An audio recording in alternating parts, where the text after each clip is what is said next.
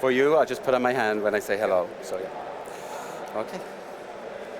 Bonjour, mon amis. I am so excited that today we get to make a beautiful drink with the Ben Hamindler Cherry Eau de Vie. And so, I'm going to make a drink based on a classic maraschino-tinged cocktail, the Mary Pickford, that was named for an incredible woman, actress of her generation, but today we're going to dedicate this to another incredible woman. This time a fourth-generation coffee producer from Apaneca, El Salvador, Gloria Rodriguez. Now, Gloria grew up in Apaneca, but as she grew older, she moved away to the city, had a great career, interesting stories. But her fondest memories were of her school holidays, spent in the early hours of the morning with her dad working the coffee farm and seeing everything that goes on there. And so when her father sadly passed away, she took over the family's coffee farm. And over the last 15 to 20 years, she has worked tirelessly with the local community to increase the quality of coffees from that region, winning multiple cups of excellence and really just being an incredible human being. Now, I'm really excited that today I'm serving you a natural processed coffee from her, and it's of the Elefante variety. This was discovered on the farms, and it's really interesting. It has incredibly large cherries, but the seeds are the same size as a typical Bourbon. So there's much more juice and sweetness, which lends itself to incredible natural processing. I'm brewing a heavy AeroPress with 22 grams of coffee, 120 mils of water, and 92 degrees, with minerals tweaked to pull out the sweetness of that natural processing and a beautiful black cherry flavor. This coffee has wonderful black cherry and dark chocolate notes that pair so well with our Ben Hamindler. Now in my AeroPress, I'm brewing it for 1 minute 10 seconds with a 10-second stir and then a 15 to 20-second push down. It's going to achieve a high TDS. This would not be a delicious coffee on its own, but with the rest of the ingredients, it's going to be phenomenal.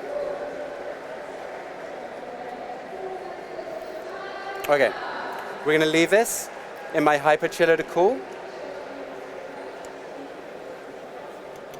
and we will get to building the rest of our drink. So, we're going to start with 50 mils, 25 mils per drink, of this beautiful Ben Hamindler.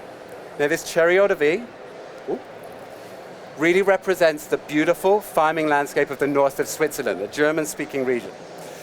Farming anything, anywhere is incredibly challenging with climate change, the rising age of farmers, and economic instability. But products like this that celebrate single varieties, provenance, and long-term relationships offer a way to really celebrate farming. And I think it really resonates with what we do in coffee.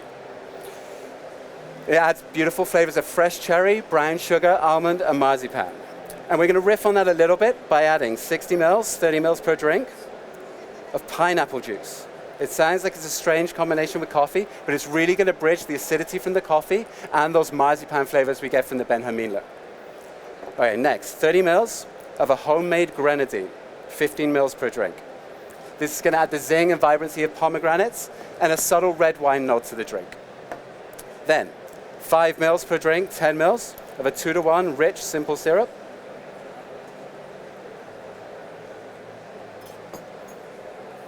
And 10 mils of a 6% citric acid solution. And today, together, these are going to add beautiful vibrancy to our final drink. We're going to add 45 mils per drink of our Elefante.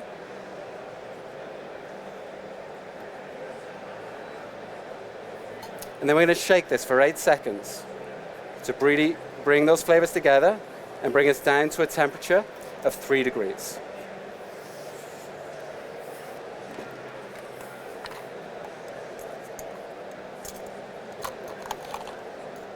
We're going to chill this with 1 large rock and some small ones.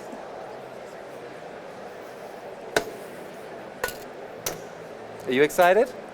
Ready to taste it? Okay. Let's go.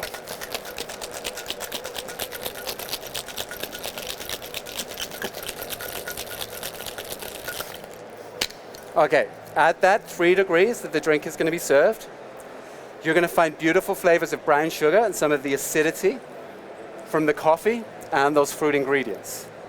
But as it warms up a touch in your hand, which is why we're serving it up, you'll find a little bit of a transition. And the cherry from the eau de vie and the coffee will really come to the fore, and then it will end with a beautiful dark chocolate finish. This is going to remind you of Black Forest Gatto.